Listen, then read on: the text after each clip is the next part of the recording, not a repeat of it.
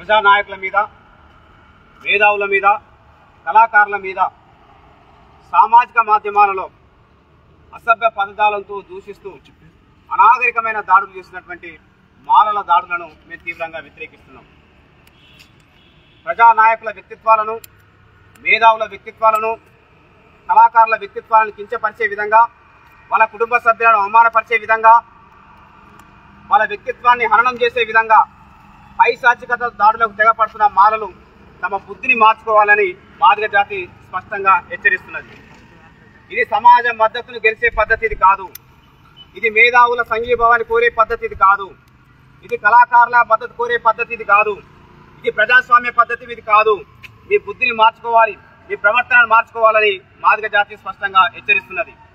August 1వ తారీఖున supreme court SC వర్గీకరణకు అనుకూలంగా తీర్పిచ్చిన నేపథ్యంలో తెలంగాణ రాష్ట్ర ప్రభుత్వం ఎస్సీ వర్గీకరణను అమల్లో తీసుకురావాల్సిన నేపథ్యంలో మరొకసారి మాదిగ ఉద్యమానికి, మరొకసారి ఎస్సీ వర్గీకరణ ఉద్యమానికి మద్దతు తెలపడం కోసం యావత్ తెలంగాణ సమాజం అంతా ఏకతాటి మీదకి వచ్చి వర్గీకరణ ఉద్యమానికి తమ సంఘీభావాన్ని తెలపడం జరుగుతుంది.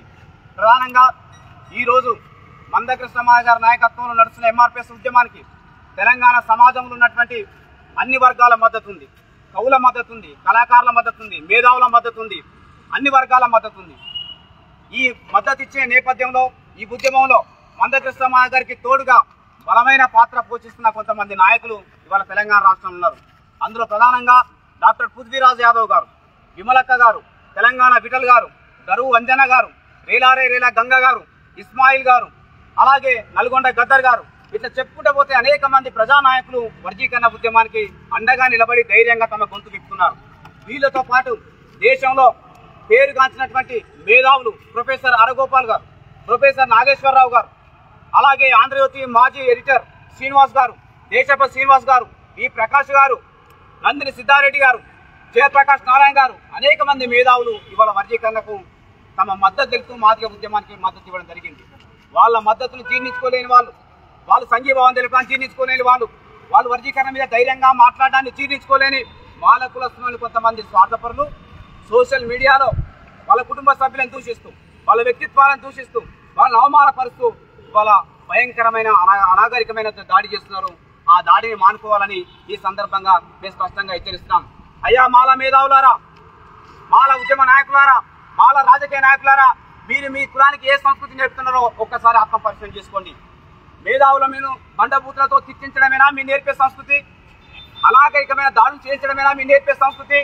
జీవితం మొత్తం త్యాగం చేసిన విమలక్కను విమర్శించే నైతిక అర్హత మాల కులస్తులకు ఉన్నదా? తన తండ్రి కాలం నుండి మొదలుకుంటే నేటి వరకు ప్రజా ఉద్యమాలతో సాన్నిధ్య సంబంధం కలిగిన పృథ్వీరాజ్ యాదవ్ గారిని విమర్శించే నైతిక అర్హత మాలలకు ఉన్నదా? ఒకసారి ఆత్మపరిశీలన చేసుకోండి.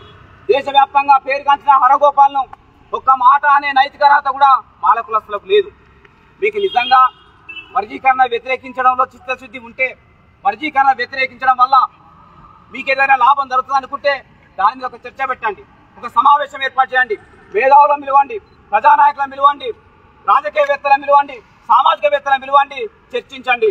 వర్గీకరణ జరిగితే మీకు ఎంత అన్యాయం జరుగుతుందో శాస్త్రంగా చెప్పండి. వర్గీకరణ జరిగితే మీకు ఏం ద్రోహం జరుగుతుందో శాస్త్రంగా చెప్పండి. కానీ మీరు చెప్పలేరు.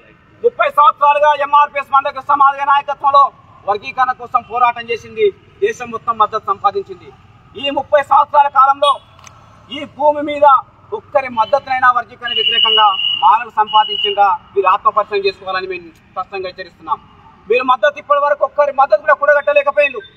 మీరు మాట్లాడుతున్న మాటలు, మీరు చేస్తున్న వెకిలి చేష్టలు, మీ ఉన్మాద ప్రవర్తన చూసి మాల జాతిని చూసి సమాజం అసహించుకుంటున్నది. మాల సమాజం ముందు దోషిగా మారబోతున్నది. మాల కులస్తులో అంబేద్కర్ వాదులు పెరగాలి కానీ అల్లరి ముక్కలు పెరగద్దు. ఇవాళ అల్లరి ముక్కలు పెరగడానికి కారణం మాల మేధావులే, అల్లరి ముక్కలు పెరగడానికి కారణం మాల రాజకీయ నాయకులే, అల్లరి ముక్కలు పెరగడానికి కారణం మాల ఉద్యమ నాయకులే. మీరు మీ కులంలో ఎట్లాంటి విష సంస్కృతిని నాటుతున్నారో, మీరు మీ కులంలో ఎట్లాంటి విష సంస్కృతిని పెంచి పోషిస్తున్నారో మాల మేధావులు ఆత్మపరిశీలన చేసుకోవాలని ఈ సందర్భంగా మేము స్పష్టంగా హెచ్చరిస్తున్నాం. డాక్టర్ బాబాసాహెబ్ అంబేద్కర్ గారు రిజర్వేషన్ల కోసం పోరాటం చేస్తున్నారు. ఇవాళ మందకృష్ణమాదిగ గారు వర్గీకరణ కోసం పోరాటం చేస్తున్నాడు. రెండు ఒకేసారి కలిగిన ఉద్యమాలు. ఆనాడు అంబేద్కర్ గారు రిజర్వేషన్ల కోసం పోరాటం చేసినప్పుడు అగ్రకులాలు ఆనాడు అడ్డుకున్నారు. కానీ అగ్రకులాలు ఏనాడు ఇంత విషపూరితమైన అనాగరిక దాడులు దళితుల మీద ఏనాడు చేయలేదు. ఇవాళ వర్గీకరణ కోసం మందకృష్ణ సమాజ్ గారు పోరాటం చేస్తుంటే, అగ్ర కులాలతో పాటు సమాజం అంతా అంగీకరిస్తుంటే, వాళ్ళ కులస్తులోని కొంతమంది ఉన్మాద ప్రవర్తనతోని ఇవాళ మాదిగల్ని, మాదిగ ఉద్యమానికి సంఘీభాగం ఉండేటువంటి అన్ని వర్గాల శక్తులను దూషించడం జరుగుతుంది. దీనివల్ల సమాజం ముందు మారలే దోషిగా నిలబడబోతున్నారు. దీనివల్ల సమాజం ముందు మారలే ఏకాకుగా మిగిలిపోతున్నారు. దీనివల్ల సమాజం ముందు మారలే ఒంటరి కాబోతున్నారు. మీరు సమాజానికి మీ కులాన్ని ఒంటరి చేయొద్దని ఈ సందర్భంగా మేము స్పష్టంగా హెచ్చరిస్తున్నాం. మీరు అంబేద్కర్ వాదులుగా ముందుకు రండి, అల్లరి మూకలుగా ముందుకు రావద్దు. అది మీ జాతికి మంచిది కాదని చెప్పేసి మేము స్పష్టంగా హెచ్చరిస్తున్నాం. మీరు ఇంకా మీ వెకిలి ప్రవర్తనతోని, మీ ఉన్మాద చర్యలతోని, మీ సైకో ప్రవర్తనతోని వర్గీకరణ కోసం పోరాడే వాళ్ళను, వర్గీకరణ కోసం అండగా నిలబడే వాళ్ళను దూషిస్తూ అనారిక దాడులు చేస్తున్నామంటే మాదిగ జాతి చూస్తూ ఊరుకోదని మేము ఈ సందర్భంగా స్పష్టంగా చెప్తున్నాం. తగిన ధీటైన జవాబు మాదిగ జాతి చెప్పక తప్పదని మేము స్పష్టంగా చెప్తున్నాం. మా సహనానికి మీరు పరీక్ష పెట్టద్దు, ఆ ఓపిక మీరు పరీక్ష పెట్టద్దు. 30 ఏళ్ళుగా మాదిగ జాతి వెంటబడి మాకు హక్కులు రాకుండా అడుగునే ప్రయత్నం చేస్తున్నారు. అయినా మా నాయకుడు మాదిగ జాతికి శాంతియుత పోరాటాలు నేర్పించిండు, సహనం నేర్పించిండు, ఓర్పును నేర్పించిండు. లక్ష్యం వైపే దృష్టి పెట్టి పోరాట ప్రయాణం చేసే నైతిక విలువల్ని, ఉద్యమ విలువల్ని, ప్రజాస్వామిక విలువలు నేర్పింది కాబట్టి మాదిగ జాతి లక్ష్యం మీద దృష్టి పెట్టి పోరాటం చేస్తున్నది. కానీ మీరు మధ్యలో మాదిగ జాతిని అవమానపరిచే విధంగా, మాదిగ ఉద్యమానికి సంఘీభావం తెలిపే మేధావులను, కళాకారులను అవమానపరిచే విధంగా మీరు వెకిలి చేష్టలు చేస్తే మాదిగ జాతిని చూస్తూ ఊరుకోదని ఈ సందర్భంగా మేము స్పష్టం చేస్తున్నాం. ఆరే రంపంతో జంతువుల చర్మాన్ని ఉరికించి చెప్పులు చేసే మేము మీ చర్మాన్ని ఉరికించి చెప్పులు చేసుకోవడం అనేది మాకు పెద్ద సమస్య కాదు. దయచేసి మీ ప్రవర్తన మార్చుకోవాలని ఈ సందర్భంగా మేము స్పష్టం చేస్తున్నాం. మేము వర్గీకరణ అమల్లోకి రావాలని పాలక వర్గాల మీద మా పోరాటం జరుగుతున్నది. ఆ పోరాటాన్ని మీరు గౌరవించండి. ఒకవేళ వర్గీకరణ వల్ల మీకు అన్యాయం జరిగితే, ఏం అన్యాయం జరిగిందో శాస్త్రీయ ఆధారాలతో సహా చర్చకు రండి. మేధావులతో చర్చ పెట్టండి, ప్రజా ఉద్యమ నాయకులతో చర్చ పెట్టండి, సామాజికవేత్తలతో చర్చ పెట్టండి. సమాజాన్ని ఒప్పించండి, మెప్పించండి ప్రజాస్వామ్య పద్ధతిలో, అంబేద్కర్ మార్గంలో. మీరు మాట్లాడితే అంబేద్కర్ వారసులు అని చెప్తున్నారు కదా, అంబేద్కర్ గారి నుండి నేర్చుకున్నది మీరు ఇదేనా? అంబేద్కర్ గారి నుంచి మీరు జ్ఞానాన్ని నేర్చుకోవాలి కదా. మీ జ్ఞానంతో, మీ బుద్ధితో, మీ వివేకంతో సమాజాన్ని ఒప్పించాలి కదా. ఈ అనాగరికమైన దాడులేంది, ఈ అవమానకరమైన పద్ధతితో చేసే దాడులేంది, మీ పైశాచిక దాడులేంది? దీని ద్వారా మీరు మరొకసారి మనువాదులను నిరూపించుకున్నారు. దీని ద్వారా మీరు మరొకసారి సైకిల్గా నిరూపించుకుంటున్నారు. మీ పద్ధతి మార్చుకోవాలని చెప్పి ఈ సందర్భంగా స్పష్టంగా తెలియజేస్తున్నాం. ఎస్టీ వర్గీకరణ కోసం ఎవరైతే మద్దతు చెప్తున్నారో డాక్టర్ పృథ్వీరాజ్ యాదవ్ గారు, డాక్టర్ తెలంగాణ విఠల్ గారు, విమలక్క గారు, దరు వంజన్న, అలాగే ఇస్మాయిల్ గారు, అలాగే రేలారేల గంగా, నల్గొండ గద్దరన్న, ప్రొఫెసర్ అరగోపాల్ గారు, అలాగే ప్రొఫెసర్ నాగేశ్వరరావు గారు, ఆంధ్రజ్యోతి మాజీ డైరెక్టర్ శ్రీనివాస్ గారు, అలాగే దేశప శ్రీనివాస్ గారు, నందిని సిద్ధారెడ్డి గారు, కోదండరామ్ గారు, జయప్రకాష్ నారాయణ గారు, మీరు ధైర్యంతో, నీతితో, నిజాయితీతో మాదిగల కండగా, వర్గీకరణ ఉద్యమానికి కండగా న్యాయం కోసం, ధర్మం కోసం నిలబడ్డారు. మిమ్మల్ని మాదిగ జాతి గుండెల్లో పెట్టుకుంటది. మీ మీద ఈగ వాలకుండా చూసుకునే బాధ్యత మాదిగ జాతి తీసుకుంటది. మిమ్మల్ని మా మనసులో పెట్టి కాపాడుకుంటాం, మా కంటికి రెప్పలా కాపాడుకుంటాం. న్యాయాన్ని నిలబెట్టడం కోసం, ధర్మాన్ని గెలిపించడం కోసం ఈ ఉద్యమం లక్ష్యం చేరేంత వరకు ఈ ఉద్యమానికి అండగా, సంఘీభావంగా నిలబడాలని మరొకసారి మేము విజ్ఞప్తి చేస్తున్నాం. ఇవాళ లోకమంతా వర్గీకరణకు అనుకూలంగా ఉంది. మాల కులస్తులను కొంతమంది స్వార్థపరులు మాత్రమే వర్గీకరణ వ్యతిరేకంగా ఉన్నారు. సమాజం అన్ని విషయాలు గ్రహిస్తున్నది. చెప్పాల్సిన సమయంలో తగిన బుద్ధి మాదిగ జాతి చెప్పక తప్పదని ఈ సందర్భంగా మేము స్పష్టంగా తెలియజేస్తూ, చివరిగా ఎస్సీ వర్గీకరణ రాజ్యాంగ వ్యతిరేకం అంటున్నారు, రాజ్యాంగబద్ధంగా వర్గీకరణ జరగాలంటున్నారు. మరి సుప్రీంకోర్టు ఏమని తీర్పిచ్చింది? సుప్రీంకోర్టు ఇచ్చిన తీర్పు రాజ్యాంగ విరుద్ధమైన తీర్పా? 2004 సంవత్సరంలో ఎస్సీ వర్గీకరణకు వ్యతిరేకంగా తీర్పు వచ్చినప్పుడు రాజ్యాంగ స్ఫూర్తికి లోబడ్డ తీర్పు అని మీరు ఆనాడు వర్గీకరణ వ్యతిరేకంగా వచ్చిన తీర్పును కీర్తించింది కదా. దాని మీద మీరు మాట్లాడారు కదా, తీర్పు స్వాగతించారు కదా. మరి ఈనాడు వచ్చిన తీర్పుని మీరు ఎందుకు స్వాగతిస్తారు? ఎస్సీ వర్గీకరణ మీద ఇప్పటికీ 4 సార్లు సుప్రీంకోర్టు తీర్పిస్తే ఒక్కసారి మాత్రమే సుప్రీంకోర్టు వర్గీకరణ వ్యతిరేకంగా తీర్పిచ్చింది. మిగతా 3 సందర్భాల్లో ఎస్సీ వర్గీకరణకు అనుకూలంగా సుప్రీంకోర్టు తీర్పిచ్చింది. సుప్రీంకోర్టు తీర్పిచ్చే సమయంలో 7 జడ్జిల రాజ్యాంగ ధర్మాసనం తీర్పు చెప్పిన సందర్భంలోనే ఆర్టికల్ 341లో క్లాజ్ 1, క్లాజ్ 2ను క్రోడీకరించింది. ఆర్టికల్ 14 క్రోడీకరించింది. ఆర్టికల్ 15, 16, 17 క్రోడీకరించింది. ఈ సూత్రాలకు అనుగుణంగానే వర్గీకరణ రాజ్యాంగ స్ఫూర్తికి, సామాజిక న్యాయానికి లోబడ్డ తీర్పు అని చెప్పేసి సుప్రీంకోర్టు స్పష్టంగా తెలియజేసింది. సుప్రీంకోర్టు రాష్ట్ర ప్రభుత్వాలకు అధికారాలు ఇచ్చింది. 2004లో రాష్ట్రాలకు అధికారం లేదని సుప్రీంకోర్టు వర్గీకరణ రద్దు చేసింది. 2024లో రాష్ట్రాలకు అధికారం ఉందని చెప్పేసి చారిత్రాత్మక తీర్పిచ్చింది. ఆనాటి తీర్పును మీరు స్వాగతించినప్పుడు ఈనాటి తీర్పును కూడా మీరు స్వాగతించాలని మీ సందర్భంగా స్పష్టంగా తెలియజేస్తున్నాం. మీరు చెప్పే రాజ్యాంగబద్ధమైన వర్గీకరణానికి శాస్త్రీయ ఆధారం లేదు. జస్ట్ మీ స్వార్థ బుద్ధి కనబడుతున్నది. వర్గీకరణ జాప్యం చేయాలని మీ స్వార్థ బుద్ధి తప్ప వర్గీకరణ జరిగి అన్ని కులాలు లాభం చేకూర్చాలనే ఆలోచన మీకు ఏ మాత్రం లేదని ఈ సందర్భంగా మేము స్పష్టంగా తెలియజేస్తున్నాం. ఆర్టికల్ 341 క్లాజ్ 1లో ఏదైనా ఒక కొత్త కులాన్ని చేర్చడానికి పార్లమెంటుకు, రాష్ట్రపతికి అధికారం ఉంది.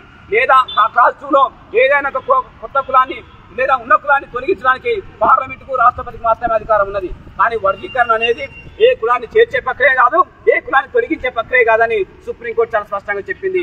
ఆర్టికల్ 14 ప్రకారం అందరికి సమాన అవకాశాలు రావాలని రాజ్యాంగం కోరుకుంటున్నది. దాని ప్రకారమే వర్గీకరణ అమలు జరగాలని సుప్రీంకోర్టు చారిత్రకంగా తీర్పిచ్చింది. కాబట్టి వర్గీకరణ అనేది 100కు 1000% రాజ్యాంగబద్ధంగా జరుగుతున్న ప్రక్రియ. దానికి మీరు అడ్డుపడద్దని ఈ సందర్భంగా మేము స్పష్టంగా తెలియజేస్తూ, మీరు మరొకసారి వర్గీకరణ ఉద్యమానికి అడ్డుపడే విధంగా ప్రవర్తన మానుకోకపోతే, వర్గీకరణకు సంఘీభావంగా తెలుపుతున్న వాళ్ళ మీద మీ దాడులు మానుకోకపోతే మీ సమాజంలో మీరు దోషులుగా కాక తప్పదు, సమాజంలో ఏకాగ్రత మిగల తప్పదు. మార్గ జాతులు చూస్తూ ఊరుకోదని చెప్పేసి మేము స్పష్టంగా తెలియజేస్తూ, వర్గీకరణ కోసం తమ గొంతు ధైర్యంగా బలంగా విప్పి సమయం సందర్భం వచ్చినప్పుడే గీత గీసి న్యాయం కోసం ధర్మం కోసం నిలబడ్డవాడే నిజమైన ప్రజానాయకుడు, నిజమైన మేధావి. ఆ మేధావి కోణంలో ఇవాళ వర్గీకరణ ఉద్యమానికి మద్దతు ఇస్తున్న అనేక మంది ఉన్నారు. వాళ్ళందరినీ మా గుండెల్లో పెట్టుకుంటాం, మా గుండెల్లో వాళ్ళ పేరు రాసుకుంటాం.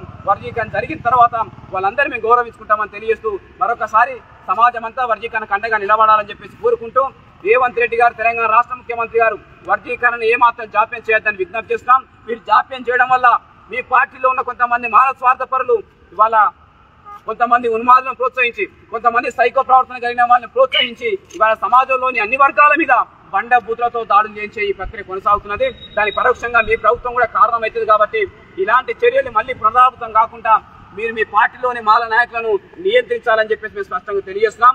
ఇప్పటి వరకు విమలకతో మొదలుకుంటే ఎవరైతే మేధావులు, ప్రజానాయకులు, కళాకారులరో వాళ్ళని ఎవరైతే బండబూతులతో తిట్టారో, ఎవరైతే అసభ్య పదజాలంతో అవమానించారో, వాళ్ళ కుటుంబ సభ్యులు ఎవరైతే దూషించారో వాళ్ళ మీద చట్టపరంగా కఠినమైన చర్యలు తీసుకొని కఠినంగా శిక్షించాలని చెప్పేసి మాదిగ రిజర్వేషన్ పోరాట సంస్థ తరఫున మేము స్పష్టంగా హెచ్చరిస్తూ, మీ దాడులకు, మీ బూతులకు భయపడి వెనక్కిపోయే వాళ్ళు ఎవరు లేరు.